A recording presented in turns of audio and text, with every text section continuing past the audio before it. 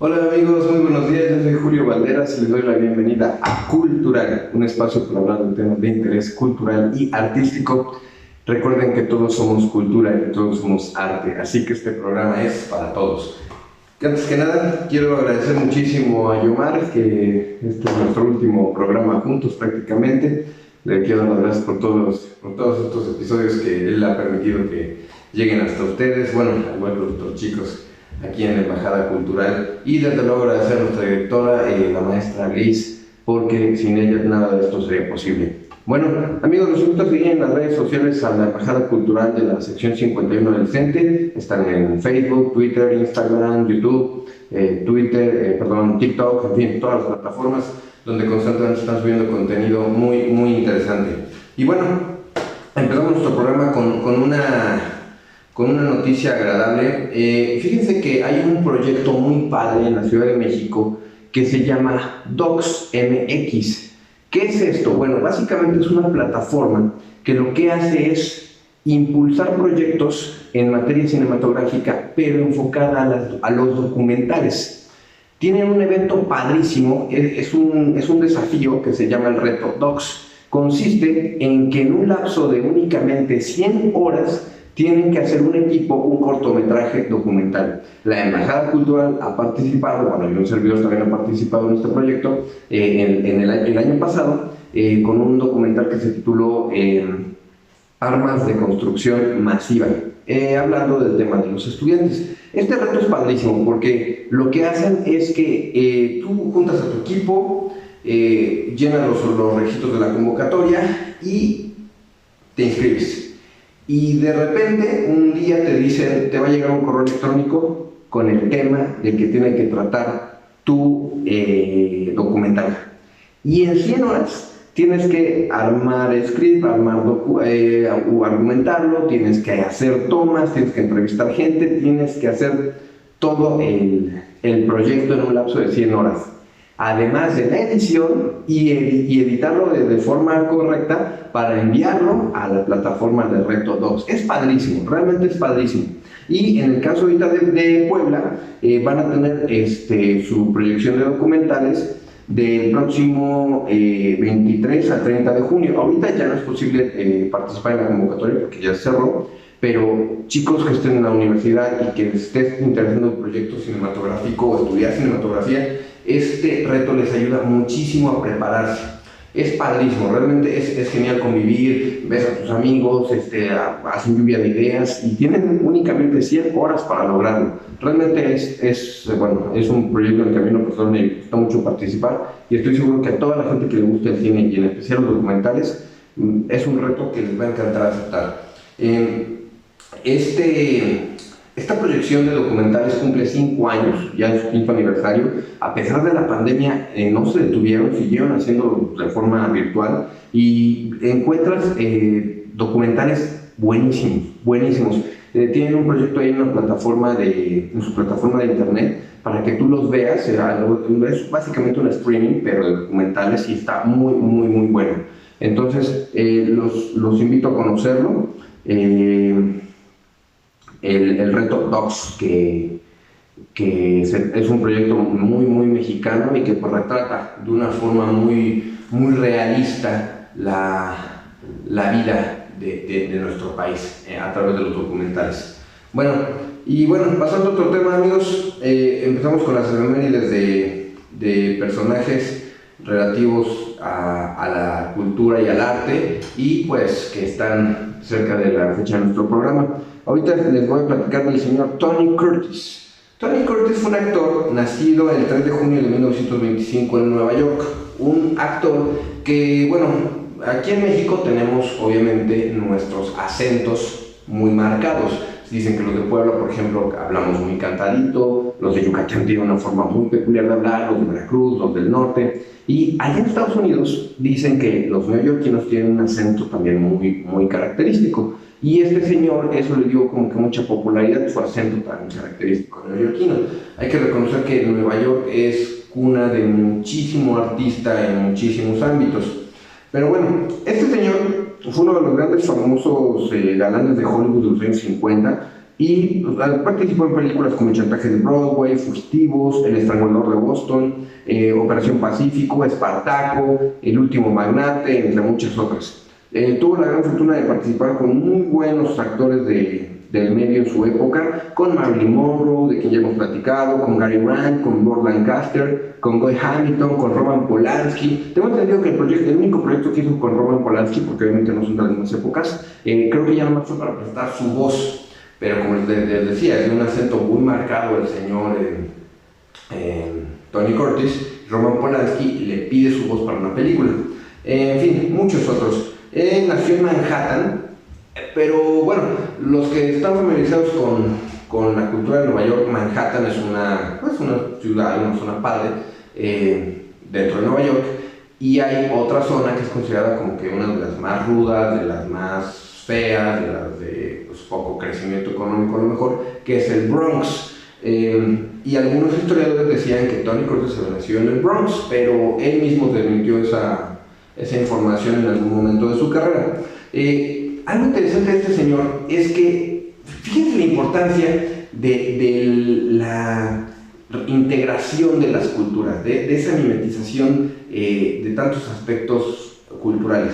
Él es nacido en Estados Unidos, pero es hijo de padres europeos. Si no me equivoco, su mamá era de Checoslovaquia y su papá de Hungría. Incluso él hablaba húngaro hasta los 6 años. No entró a la escuela inmediatamente porque no hablaba perfectamente bien el inglés, pues se tuvo que ir acoplando. Entonces, obviamente él tenía muchísima de esa cultura de Hungría y pues no se la despegó completamente. Eso se cree que en algún momento le permitió desarrollarse como actor. ¿Por qué? Porque al estar nosotros familiarizados con otras culturas, con otros idiomas, con otras costumbres, y nos acostumbramos a una convivencia con otra cultura o con otro folclore, pues destaca nuestro instinto actoral. Y bueno, hay que decirlo que este señor lo hizo bastante bien.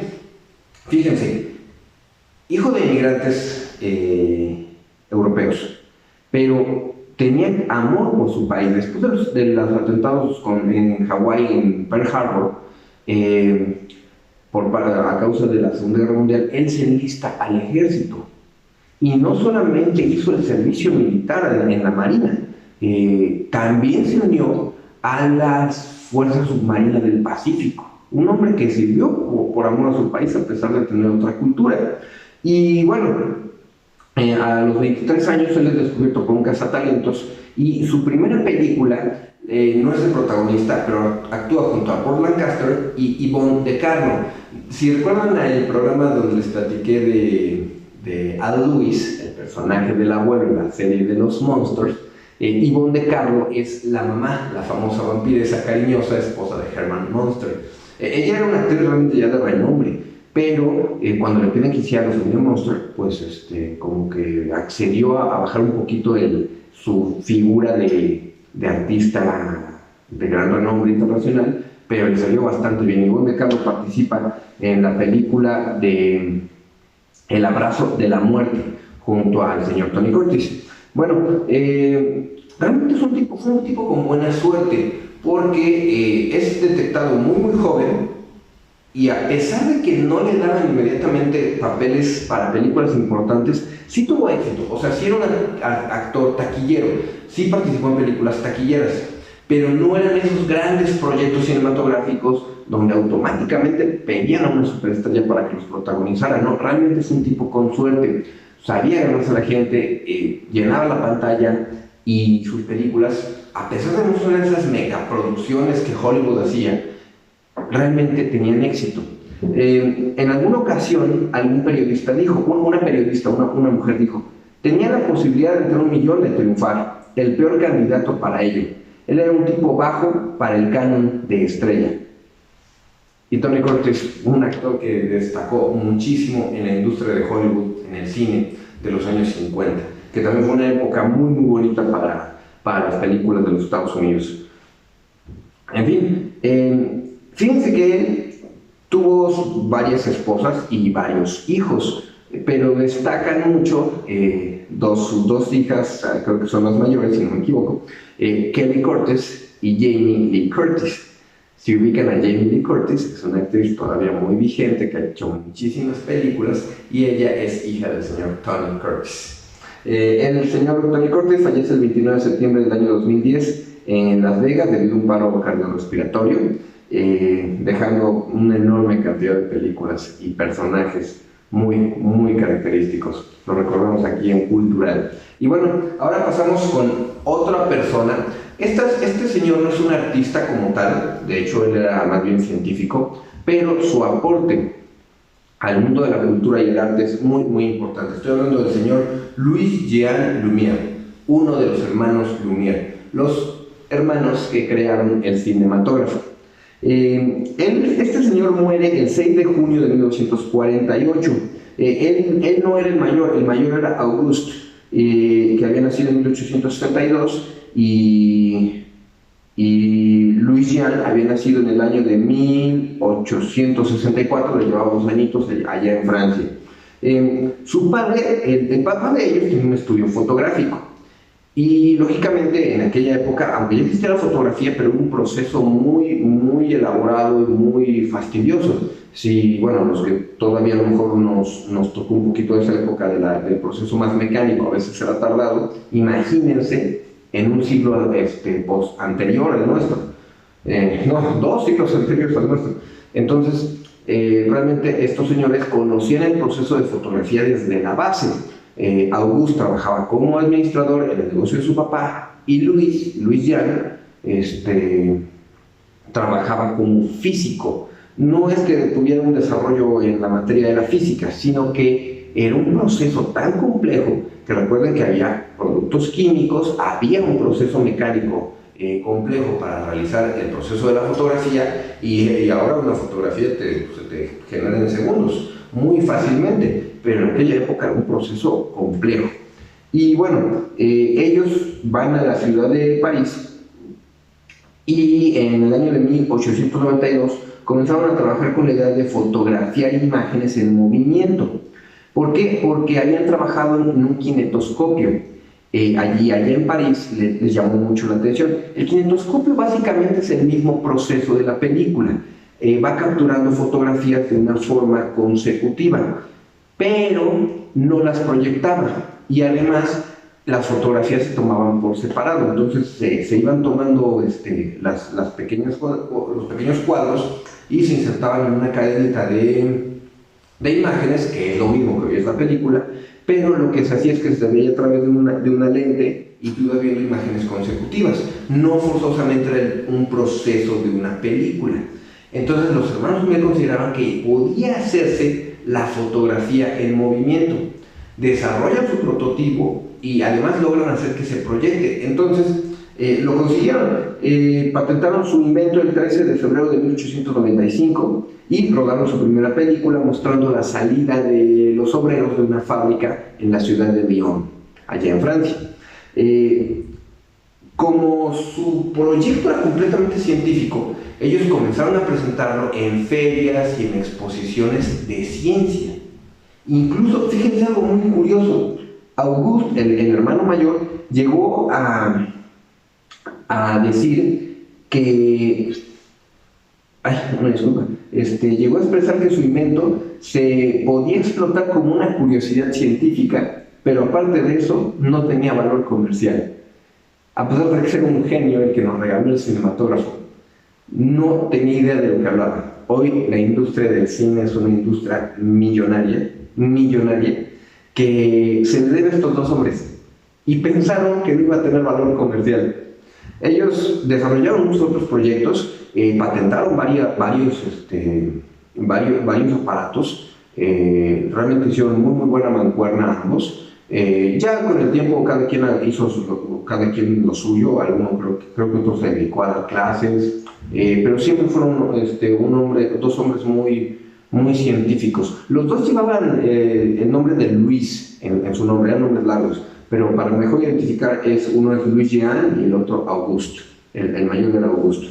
Bueno, entonces cuando empiezan a presentarse en ferias y todo eso, pues empezaron a cobrar por mostrar su película, porque era algo súper novedoso. Y aparte no hacían películas, no contrataban actores, no había producción cinematográfica.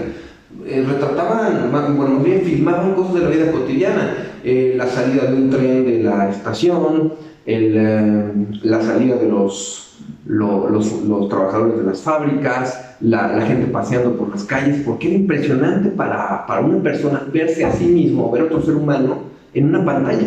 Era algo inconcebible. Existía la fotografía, desde luego, ya existía la pintura, pero era inconcebible pensar que alguien te podía fotografiar en movimiento. La ciencia es maravillosa y gracias a estos hombres hoy contamos con lo que es el cine, el séptimo arte. Estos hombres no solamente hicieron un aporte científico a la ciencia, sino también al arte. Crearon un nuevo arte, los hermanos Lumière. Y bueno, fíjense que uno de los procesos, uno de los inventos que crearon fue un dispositivo para hacer fotografías en relieve. Y también ya empezaron con la idea de desarrollar fotografías a color. Les repito, patentaron muchísimos inventos, muchísimos. Y en algún momento Louis Jean fue nombrado honoris causa de la Universidad de Berna, allá en Europa. Bueno, amigos, hoy te voy a platicar de un personaje mexicano muy, muy importante en la materia filosófica, pero desde luego en la literatura.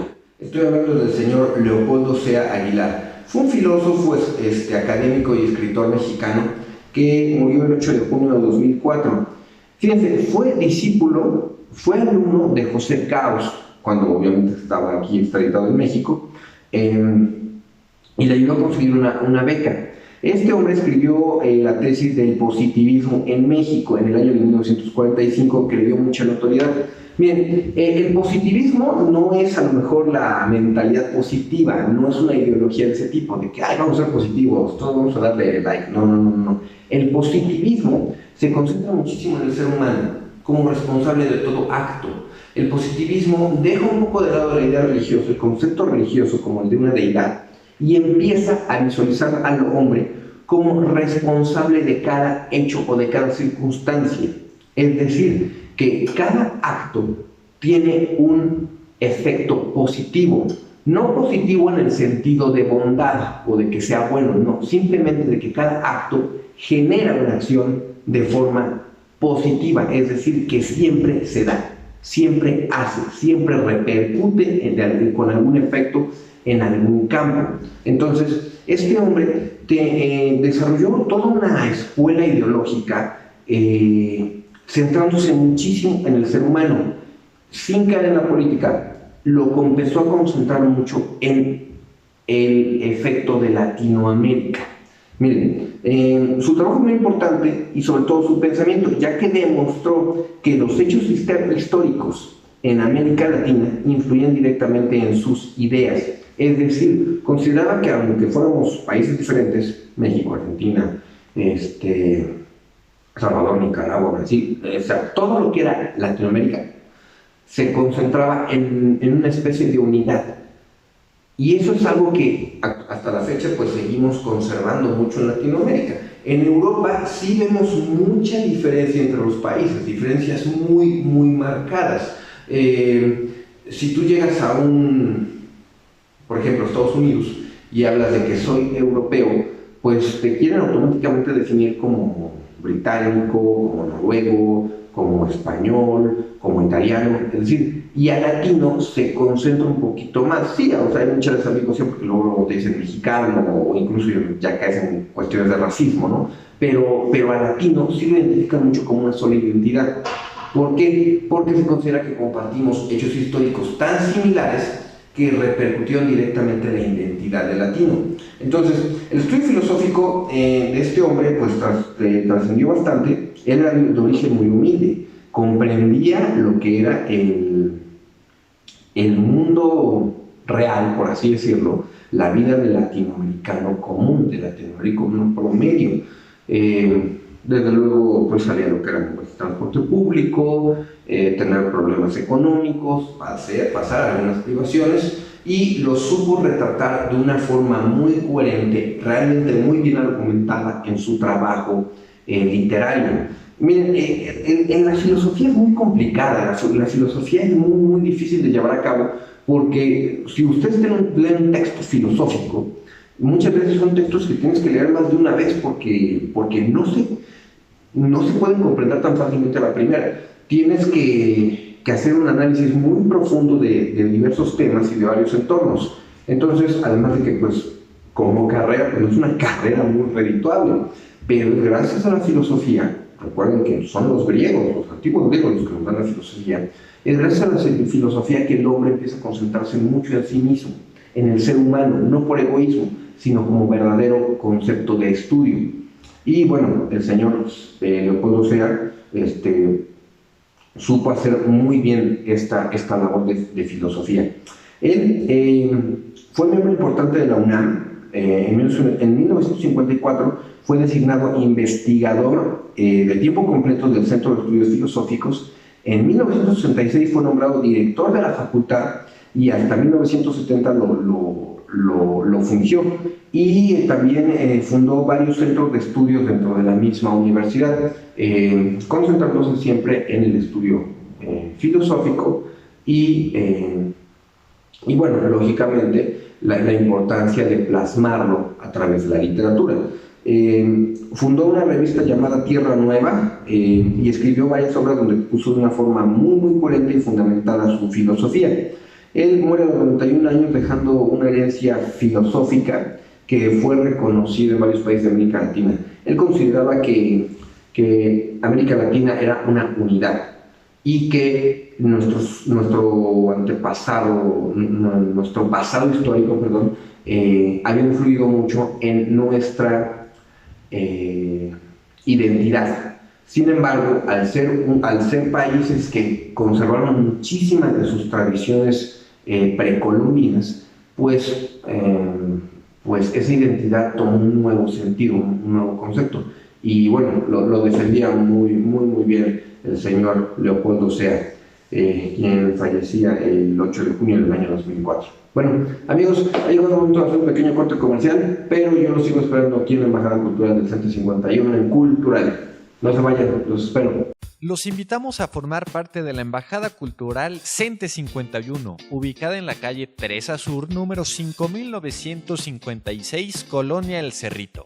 Ven y forma parte de los más de 20 talleres híbridos que ofrecemos. No te quedes fuera y acompáñanos. Las inscripciones ya están abiertas.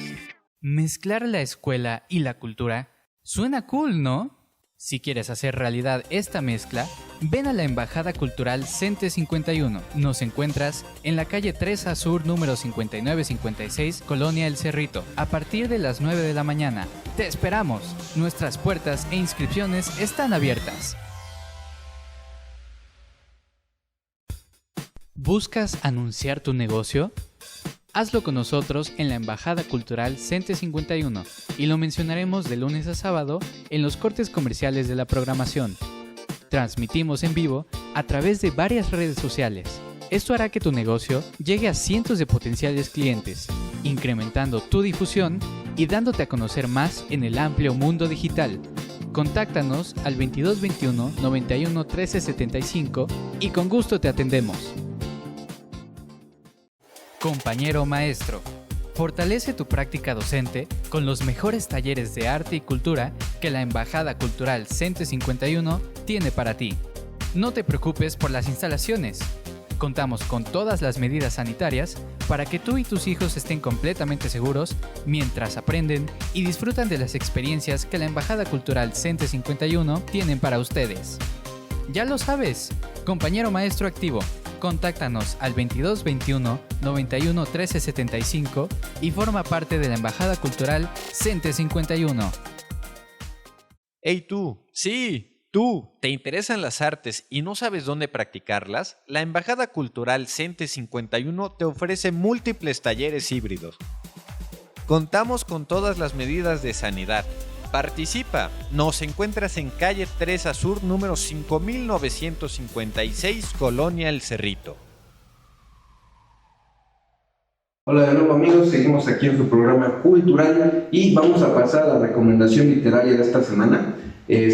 Ahorita les quiero proponer un clásico muy concentrado en el existencialismo. Estoy hablando de La Metamorfosis del señor Franz Kafka.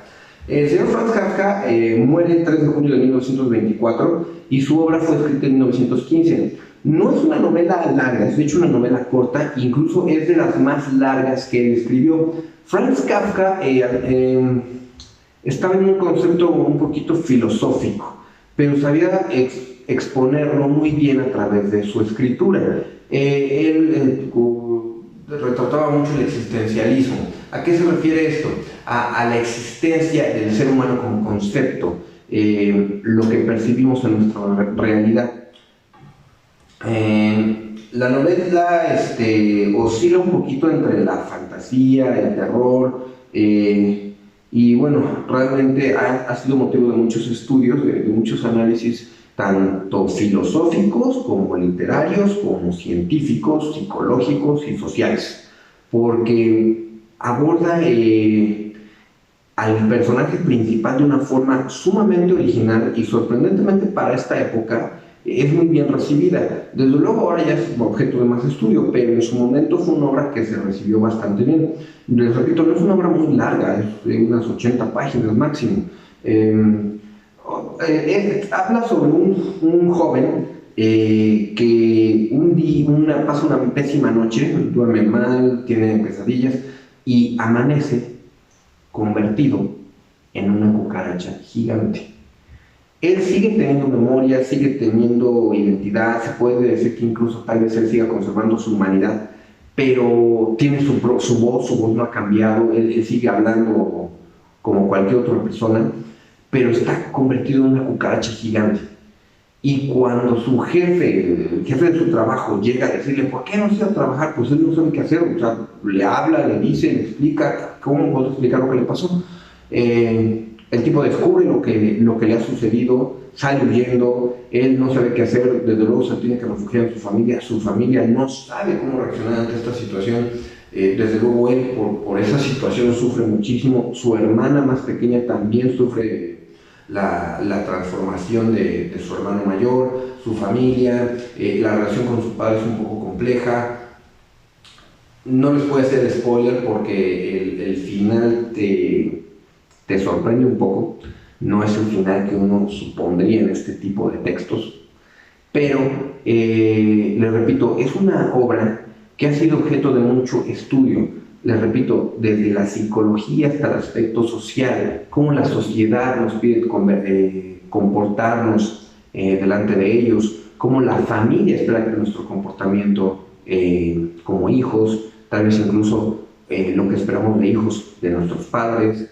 El señor Franz Kafka era muy inteligente y sabía meter estos cuestionamientos en base al existencialismo en su obra, y La Metamorfosis es considerada su mejor obra, la que mejor retrató su propia filosofía de vida, La Metamorfosis del señor Franz Kafka. Y bueno, ahorita les voy a hacer una recomendación de cine un poquito bizarra. Es una película que es una secuela, de hecho. La recomendación de cine que les traigo esta semana es la película Kill Bill Volumen 2. ¿Por qué no les traje Kill Bill Volumen 1? Bueno, les explico. Está dirigida por el señor Quentin Tarantino, protagonizada principalmente por Uma Thurman, quien es el personaje principal. Una disculpa, amigos, perdón. Gracias a los que dijeron salud. Les digo, está protagonizada por Uma Thurman y David Carradine. David Carradine es el personaje de Bill, pero este personaje se menciona mucho en la primera película, pero nunca se le ve el rostro. Únicamente se le ve en sus manos, se escucha su voz, se ve su silueta, nunca sale hasta la segunda película. El señor David Carradine, quien moría un 3 de junio del año 2009. Él hizo una serie de televisión que se llamaba Kung Fu cuando era joven, que era una combinación entre el western y las películas viejitas de artes marciales. Si la han visto, era un proyecto interesante por combinar dos géneros de una forma muy, muy astuta. Y el señor Quentin Tarantino hace lo mismo con este proyecto cinematográfico, porque ustedes ven muchos elementos, acción, drama, en la primera película incluso se ven cómics, animación del estilo japonés. Hay mucha música estilo western, de ese silbidito de tu, tu, tu, tu, y las miradas y los actores se quedan bien fijamente esperando a ver quién hace el primer movimiento. Desde luego el cine de artes marciales, se ve el proceso de Uma Thurman, cómo aprende las artes marciales, cómo David Carradine le enseñó algunas cosas también. En fin, esta secuela tiene una serie de datos curiosos. El nombre de la protagonista, de Uma Thurman, no sale tampoco en la primera película. Se refleja hasta la segunda película de una forma muy irónica. El personaje de Beatrix Kiddo, que también le dicen la novia, que también le dicen la mamá negra, que tiene varios sobrenombres a lo largo de la historia. Y lo mismo que el personaje de David, que no sale hasta que es la segunda parte. El director mezcla, como les digo, muchísimos estilos, y lo que sucede en la trama de la película es que empieza con que a una novia embarazada a punto de casarse, llegan a asesinarla el día de su boda en la capillita donde se va a casar con su novio, los que eran sus antiguos compañeros de trabajo, un grupo de mercenarios, entre los cuales estaba su jefe, y su jefe era antes su novio, su amante. Incluso él es el papá de su hija, pero él se enoja mucho porque ella decide abandonar esa vida de crimen para poder criar a su hija y decide matarla. Ella no muere, entra en un profundo coma y años después despierta con la única idea de venganza. En la segunda parte, ella ya se ha eliminado algunos de sus enemigos, y en la segunda parte pues llega con el resto. En algún momento la atrapan e incluso la entierran viva. Logra escapar. Hay una escena muy muy buena de una pelea con otro personaje femenino, y así va avanzando hasta que llega con Bill, el principal responsable de su tragedia. Una película muy muy sangrienta, con todo el estilo del señor Quentin Tarantino, pero una película bastante atrevida en términos cinematográficos y pues con un concepto bastante original. Sí, se la recomiendo ver definitivamente. Tiene secuencias de acción muy buenas. Bueno, amigos, vamos a pasar al segmento de la poesía de esta semana. Esta semana les traigo a una escritora latinoamericana muy talentosa, chilena ella, la señora María Luisa Pombal, nacida el 8 de junio de 1910 en Viña del Mar. Ella ganó varios premios, a pesar de que tuvo una obra relativamente breve. Su trabajo no es demasiado extenso. Se centraba siempre en personajes femeninos, realmente una mujer que aportó al feminismo de Latinoamérica en los años 60, y escribía más bien novela y algunos cuentos. Escribía prácticamente nada de poesía, pero yo decidí traerles un extracto de su libro El Árbol, donde sí ella nos presenta una pequeña prosa. Espero que sea de su agrado.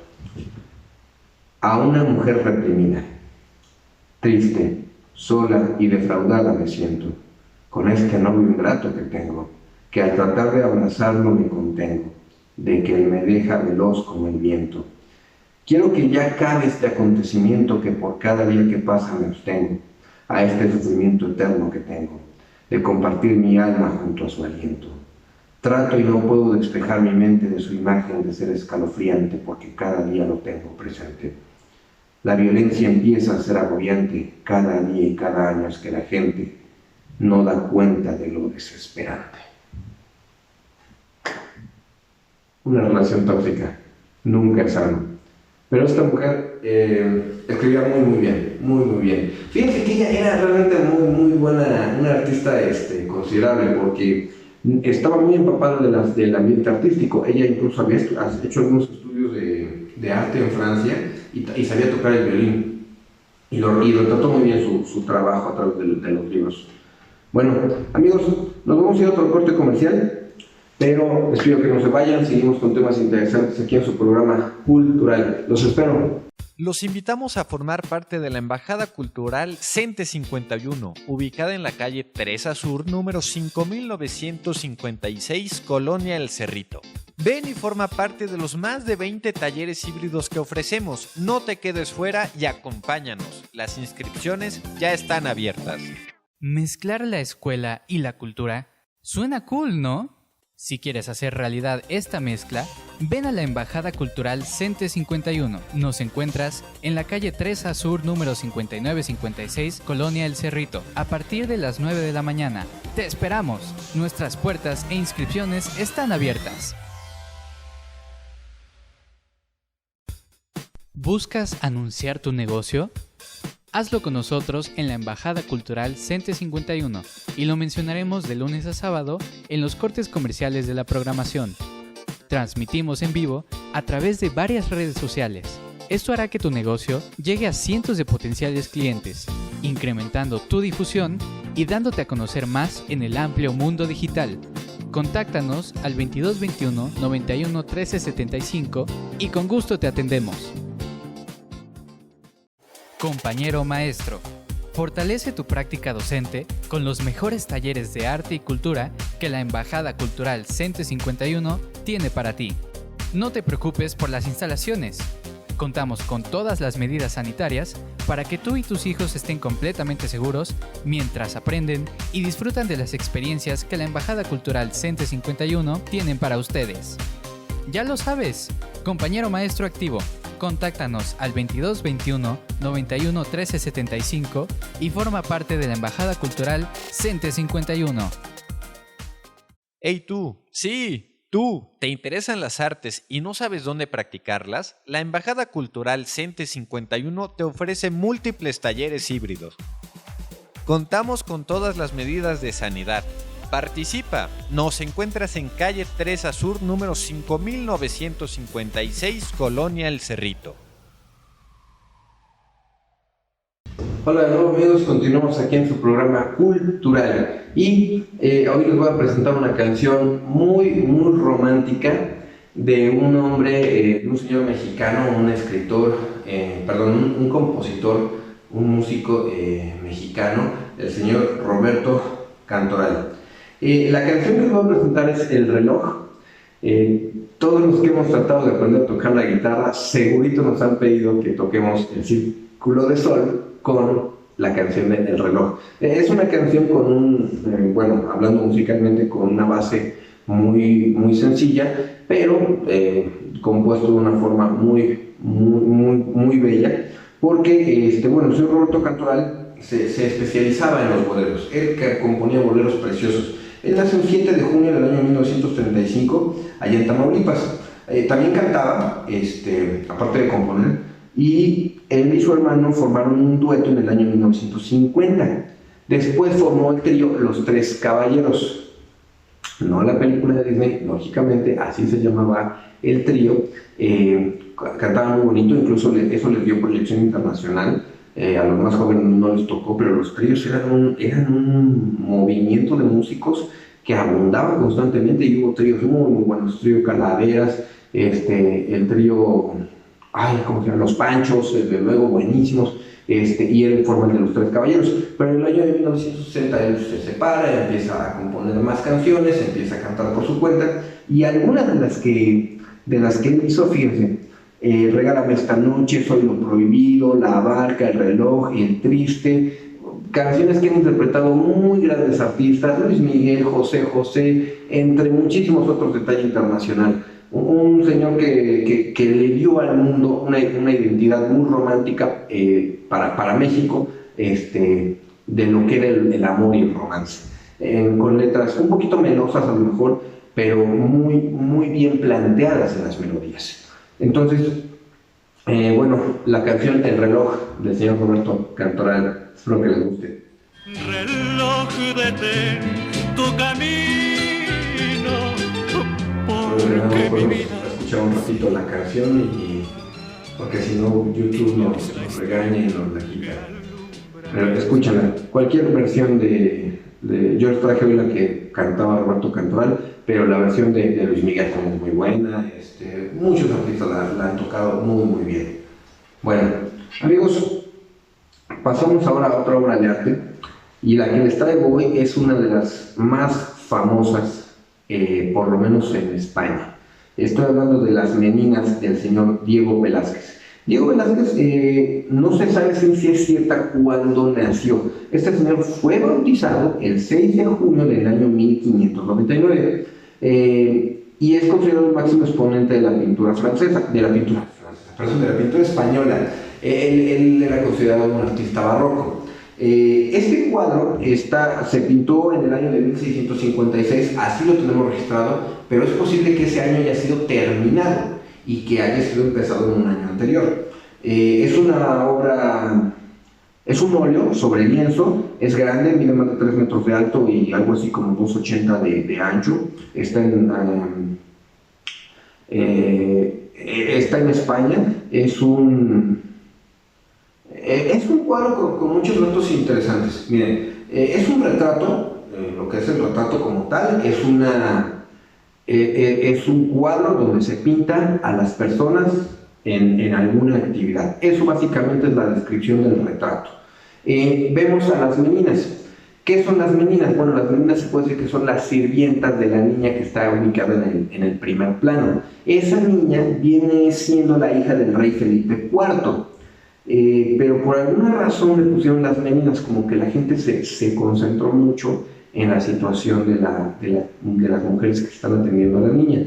Salen algunas otras personas que se cree que estaban en ese momento en el estudio de Diego Velázquez, pero miren, varios elementos. Diego Velázquez se autorretrata en esa pintura. Él es el hombre que está pintando sobre un lienzo.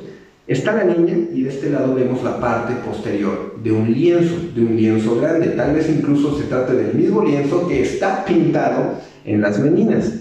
Y supuestamente ahí Diego Velázquez es el pintor que está parado, supuestamente está pintando al rey Felipe IV y a su esposa, la reina. ¿Cómo lo sabemos? Porque al fondo vemos un espejo donde hay dos figuras, que son el rey Felipe y su esposa. Entonces quiere decir que Diego Velázquez está aquí pintando el cuadro, está viendo al rey y a la reina, su reflejo se puede ver en el espejo, la niña está acá jugando mientras contempla a sus papás. Irónicamente, él está haciendo una selfie, por así decirlo, pero barroca. Es una genialidad de cuadro, porque es impresionante el talento que este hombre tenía para hacer surrealismo. Él era muy realista en lo que pintaba. Se sabe que era una persona muy allegada al rey Felipe IV. Incluso este cuadro se sabe que estuvo en su casa de verano del rey Felipe hasta que, incluso tiempo después de que él muriera. Y se sabe también que visitaba mucho a Diego Velázquez en su estudio. Por eso se cree que esta pintura está ambientada en su estudio. Una cosa que los que analizan mucho el arte han encontrado muy interesante es la imagen del fondo. La imagen del fondo tiene una iluminación perfecta. ¿A qué se refiere? Ustedes ven el punto de fuga de la imagen, es decir, vemos cómo las paredes se van haciendo cada vez más pequeñas porque estamos viendo en esa perspectiva. Pero regularmente cuando tenemos un punto de fuga, al fondo hay una última pared donde termina la habitación. Aquí no termina la habitación, sino que hay un pequeño haz de luz desde una puerta donde hay otra persona que además permite entrar a otro ángulo de luz. Entonces se ve perfecto, ¿cierto? Fue una fotografía prácticamente así sería. Hay muchísimos elementos más que la ciencia y que los estudiosos de estos temas han encontrado. Se cree que incluso hay una figura de la corona dibujada en el espacio entre la niña y las meninas. Esta obra ha sido objeto de muchísimo estudio, de muchísimo estudio. Hasta la fecha se considera a Diego Velázquez un artista muy perfeccionista, y que por eso el rey le encargaba tanto su trabajo. Se sabe que lo visitaba con frecuencia en su estudio. Diego Velázquez le sobrevivió a la muerte del rey y pues finalmente en algún momento su obra fue inventariada entre las propiedades y pues pasó a ser propiedad del Estado. Actualmente se encuentra en el Museo Nacional del Prado en Madrid, España. Una obra muy, muy bella, muy interesante. Los que hayan tenido oportunidad de verla en persona es envidiable, verdaderamente. Bueno, quiero agradecer a mi hermana Areli porque ella me pasó mucha de esta información. Ella sí ha tenido la oportunidad de ver la obra allá en España y realmente dice que es algo maravilloso. Unas explicaciones que te dan allá en el Museo del Prado padrísimas.